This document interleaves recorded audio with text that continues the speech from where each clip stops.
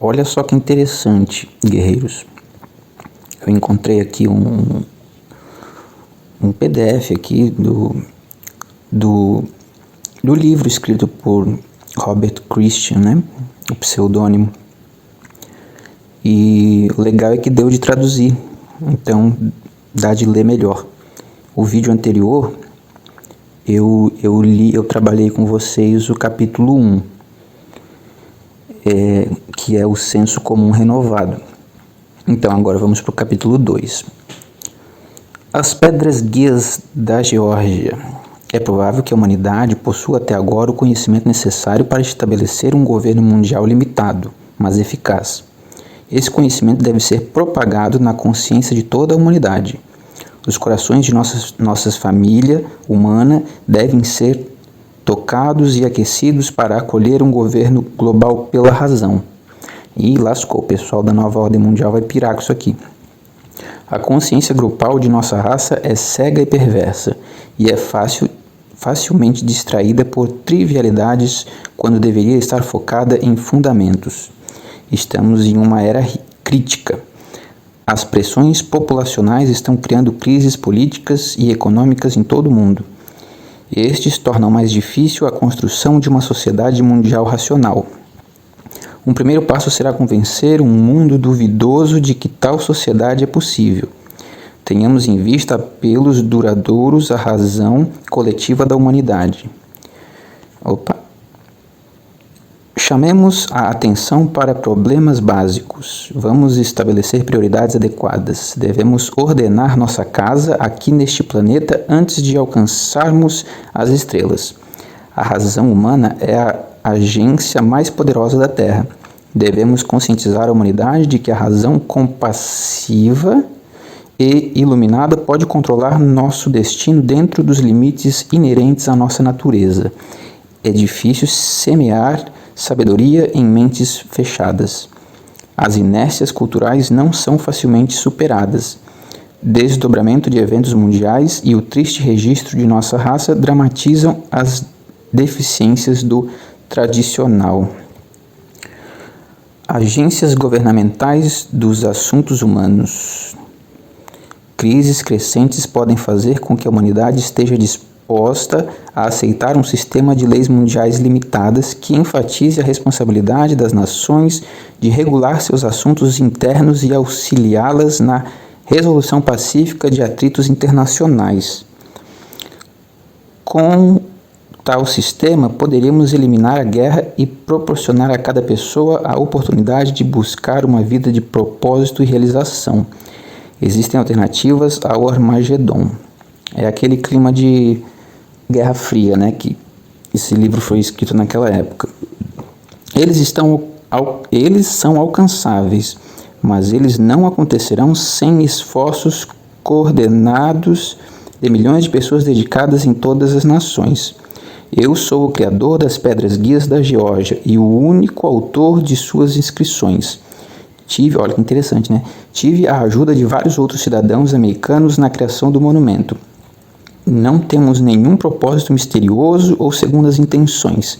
Os Illuminati, maçonaria, nova ordem mundial e tal, né?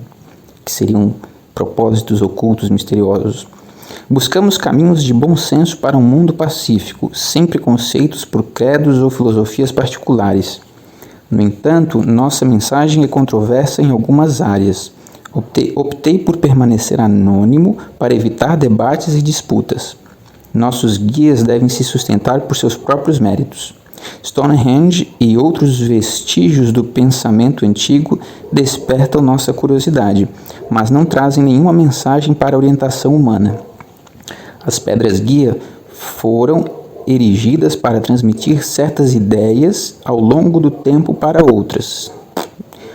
Esperamos que essas pedras silenciosas e suas inscrições mereçam um grau de aprovação e aceitação ao longo dos séculos e, por sua persistência silenciosa, apressem de pequenas maneiras o alvorecer de uma era da razão. 2 cidadãos interessados de Elberton, Geórgia, foram fundamentais para a conclusão deste projeto.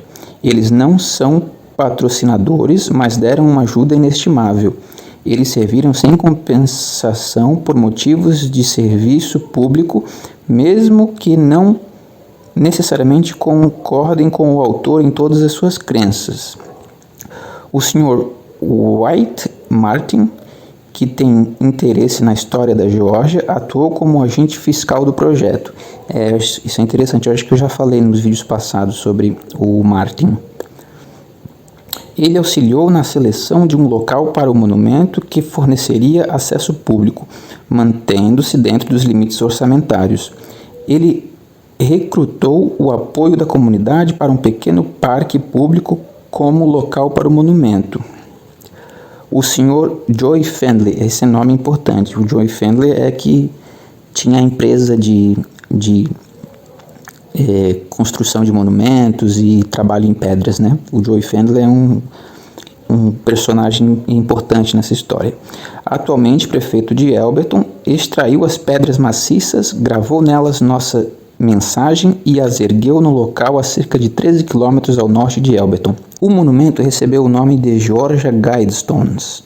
Consiste em 4 grandes blocos verticais de granito, cada um com 2 metros de largura e 5 metros de altura. Eles são dispostos para marcar as posições limitantes do sol nascente e poente no verão e no inverno. Eles cercam uma pedra central que é orientada de norte a sul. Um canal através desta pedra está alinhado com o polo celeste. Em sua face sul há um relógio de sol marcando o meio-dia ao longo do ano e uma figura de curva fechada que reflete a equação do tempo, corrigindo as variações entre o tempo solar e o tempo registrado com horas humanas uniformes. A pedra angular está escrita com um apelo à razão em 4 línguas arcaicas. O monumento destina-se a combinar certos atributos da pedra de Roseta e muitas das pedras eretas que devem ser observadas em toda a Europa como resquícios das sociedades humanas passadas. Acreditamos que cada ser humano tem um propósito e um lugar significativo no plano divino do universo. Os alinhamentos celestiais das pedras simbolizam nossa necessidade de estar em harmonia com os princípios eternos manifestados em nossa natureza e no universo ao nosso redor. As 2 grandes faces em cada uma das 4 pedras centrais estão inscritas com 10 preceitos ou guias, as 8 faces carregando o mesmo texto em um idioma diferente. A versão em inglês tem menos de 100 palavras. As línguas foram selecionadas por seu significado histórico e por causa de seu uso por pessoas que vivem agora. Não teria sido possível representar cada uma das 3.000 línguas conhecidas hoje na família humana. Espera-se que, com o passar do tempo, outras pedras possam ser erguidas em círculos externos para marcar as migrações da Lua e possivelmente outros eventos celestes. Essas pedras levariam nossos pensamentos em outros idiomas. Talvez as pedras sejam copiadas em outras terras por aqueles que compartilharam nossa esperança de um mundo pacífico baseado em valores éticos compartilhados e um respeito comum pela razão humana. As pedras guias não pretendem ter apelo sectário. Eles são um lembrete dos desafios que as gerações presentes e futuras da humanidade enfrentam. Destinam-se a encorajar esforços para enfrentar esses desafios de forma racional, sem favorecer religiões ou sistemas políticos específicos. Pensamentos são propostas racionais para lidar com os problemas que nos confrontam. Destinam-se a estimular a discussão e a ação lógica e compassiva. Os humanos são criaturas especiais. Somos pastores de toda a vida terrena. Somos jogadores na eterna luta entre o bem e o mal, as forças que constroem e as que destroem. Devemos nos esforçar para otimizar nossa existência, tanto para nós mesmos quanto para aqueles que nos seguirão. Devemos aceitar o papel orientador que podemos inferir de nossas observações da situação humana no manto completo da vida na Terra e no universo de luta, conflito e mudança sem fim. Talvez esses fenômenos reflitam turbulências eternas na própria alma de Deus. Parece que somos o principal agente através do qual as qualidades boas e más do Espírito se tornam ativas em nosso mundo. Dentro de nós existem elementos de amor, misericórdia e compaixão. Há também ódio, crueldade e indiferença fria. Parece que somos os únicos agentes capazes de trabalhar conscientemente para melhorar este mundo imperfeito. Não é suficiente para nós simplesmente derivar com a corrente. Não sei o que significa isso. O mundo racional de amanhã está sempre a montante. O problema ambiental mundial mais premente é a necessidade de controlar os números humanos. Nos últimos séculos, a tecnologia e os combustíveis abundantes multiplicaram a humanidade muito além do que é prudente ou sustentável por muito tempo. Podemos prever o esgotamento iminente de certas fontes de energia e o esgotamento de muitas matérias-primas vitais. Controlar nossa reprodução é crucial. Isso exigirá grandes mudanças em nossas atitudes e costumes. Infelizmente, a inércia dos hábitos humanos pode ser extrema. Isso é especialmente verdadeiro quando aqueles para quem o costume é uma força dominante não estão informados sobre a necessidade de mudança. Quase todas as nações estão superpovoadas em termos de equilíbrio perpétuo com a natureza. Somos como uma frota de botes salva-vidas superlotados confrontados com uma tempestade que se aproxima. Nos Estados Unidos, estamos sobrecarregando seriamente nossos recursos para manter nossa população atual no estado de prosperidade existente. Estamos destruindo nossas terras agrícolas e nos tornamos perigosamente dependentes de fontes externas de petróleo, metais e outros recursos não renováveis. Nações como Japão, Holanda e Haiti estão ainda mais seriamente superpovoadas e, portanto, em maior perigo. A reprodução não é mais um assunto exclusivamente pessoal. A sociedade deve ter voz e algum poder de direção na regulação dessa função vital. Os desejos dos casais humanos são muito importantes, mas não devem negligenciar a consideração da sociedade em geral. O bem-estar geral desta e das futuras gerações deve ser considerado cada vez mais à medida que desenvolvemos planos para orientação racional de nossa procriação. Nenhuma pessoa deve ser trazida ao mundo indesejada e desnecessária. Nenhuma criança deve ser concebida por descuido. Para que cada vida tenha valor, cada concepção deve fazer parte de um plano ordenado de dois pais, conscientes de suas responsabilidades para com aquele filho e para com a sociedade. É de vital importância que cada governo nacional tenha uma política de população considerada. A necessidade é urgente e deve prevalecer sobre outros problemas, mesmo os relativos à defesa nacional. O controle populacional é um problema global. As ações de uma nação têm efeitos de longo alcance em outras. A superlotação de seres humanos em condições de miséria e ignorância é desumanizante. É um mal que não deve ser tolerado. Cada nação deve considerar a disponibilidade presente e futura de todos os recursos necessários para sua longa e contínua sobrevivência. Com as devidas concessões para o intercâmbio de mercadorias, que são superabundantes em algumas áreas e escassas em outras, devem ser feitas estimativas racionais da população ótima que pode ser sustentada por esses recursos em uma escala de tempo perpétua. Cada nação deve fazer essa determinação para seu próprio povo. Pode dar assistência a seus vizinhos como quiser e conforme sua assistência for solicitada. Mas, em última análise, cada nação deve determinar suas próprias metas populacionais e deve formular planos que irão alcançá-las. As nações superlotadas e assoladas pela pobreza são problemas para toda a comunidade mundial. Ainda existem reservas significativas de combustíveis fósseis e recursos minerais, suficientes talvez para um século de ajuste. O tempo está se esgotando. Ação imediata é necessária para evitar desastres.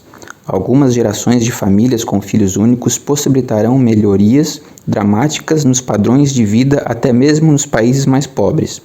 Em todas as nações, um dos principais determinantes das condições de vida será a razão entre os recursos disponíveis e o número de cidadãos que devem compartilhá-los. A gravidez irresponsável deve ser desencorajada por pressões legais e sociais. Casais que não podem fornecer um lar decente e apoio para uma criança não devem produzir filhos para serem um fardo para seus vizinhos. Trazer crianças desnecessárias para um bote salva-vidas superlotado é mau. É injusto com essas crianças. É prejudicial para os outros ocupantes e para todos os seres vivos. A sociedade não deve encorajar ou subsidiar tal comportamento. O conhecimento e as técnicas para regular a reprodução humana já existem. Os líderes morais e políticos em todo o mundo têm a grande responsabilidade de tornar esse conhecimento e essas técnicas geralmente disponíveis. Isso poderia ser feito com uma fração dos fundos agora dedicados a propósitos militares. A longo prazo, tal ação poderia fazer mais do que qualquer outra coisa para reduzir as tensões que levam à guerra. Dos muitos meios já disponíveis para controlar a fecundidade humana, alguns são aceitáveis para a maioria dos grupos culturais, outros não. Técnicas melhores, mais seguras e mais facilmente aplicadas em massa são urgentemente necessárias, especialmente em nações subdesenvolvidas que estão experimentando grandes reduções nas taxas de mortalidade por meio de práticas médicas sanitárias básicas. É a questão da eugenia, né, que estava muito em voga nessa época. Há muita controvérsia agora sobre a aceitabilidade do aborto como último recurso para eliminar gravidez indesejadas. Bem, eu vou fazer uma pausa aqui, porque o vídeo está ficando muito longo. Então, a gente continua no próximo vídeo. Um abraço.